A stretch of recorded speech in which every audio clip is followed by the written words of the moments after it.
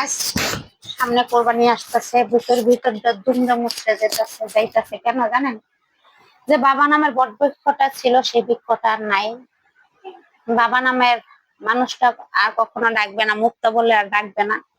সেই মানুষটাকে আর কখনো ফিরে পাবো না, চাইলেও তাকে ফিরে আনতে পারবো না। কিন্তু তার জন্য মন থেকে দোয়া চাইতে পারি, আল্লাহর কাছে দোয়া করতে পারি যে আল্লাহ দুনিয়াতে পৃথিবীতে অনেক কষ্ট করছে, খাইয়া না খাইয়া অনেক কষ্ট করছে, তার কবরের আযাবটা আপনি মাফ করে দিন। এছাড়া আর বলার কিছুই নেই।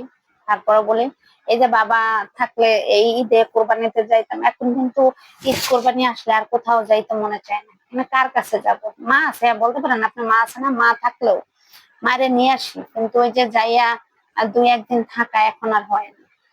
এটা কার কার হয় কমেন্টে জানাবেন, আর কার কার বাবা নাই তাও কমেন্টে জানাবেন। আমার বাবা নাই, আসলে মন থেকে অনেক কষ্ট লাগে যে দিন শেষে ঈদ আসলেই বাবার বাড়িতে যাইতাম, আনন্দ করতাম, ফুর্তি করতাম, সেগুলো আর হয়ে ওঠে না। তো সবাই আমার বাবার জন্য দোয়া করবেন, আমার বাবা জানে জান্নাতবাসী হয়, তার কবরের আযাব জানে দূর, কষ্টটা মাফ করে দেয় আল্লাহ তাআলা। এছাড়া আর কিছু করার নাই। আমার বাবার জন্য সবচেয়ে মন খারাপ হয়, কিছু করার নাই, তারপরও বেঁচে থাকতে হবে।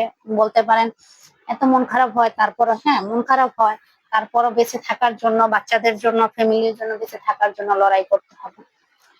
তাই এইটাই।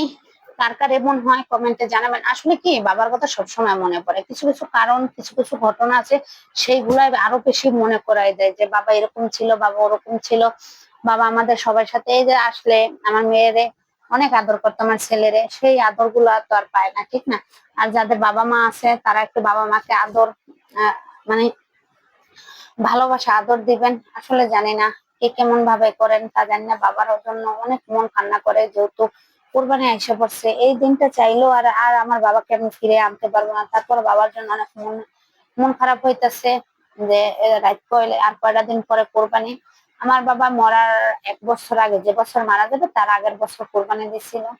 ভাগে কোরবানি দিছে, মানে আমাদের ভাগে 2 কেজি 2.5 কেজি করে পড়ছে। সেজন্য আমার বাবা রাগ করছে।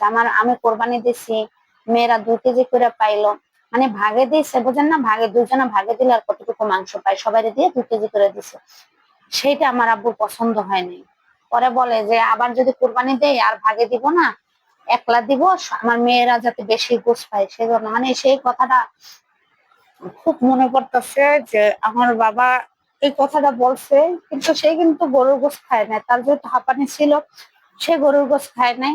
কিন্তু আমাদের জন্য পাগল ছিল, এক সময় সে কিন্তু অনেক গরুর গোস খাইতো।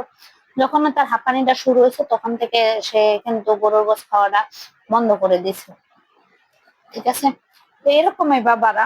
বা আমার বাবার জন্য দোয়া করবেন। আমি সকল বাবাদের, সকল যারা কবর, মানে জান্নাত বা কবরবাসী আছেন, তাদের সবার জন্য দোয়া করে, সবাইকে যেন আল্লাহ ভালো রাখে, কবরের আযাব দূর করে দেয়। এটাই আমার বাবার জন্য সবাই দোয়া করবেন, যে আমার বাবার কবরের সকল আযাব যেন আল্লাহ তাআলা মাফ করে দেয়। এটাই বলার ছিল। ভালো থাকবেন সবাই, আল্লাহ হাফেজ, আসসালামু আলাইকুম।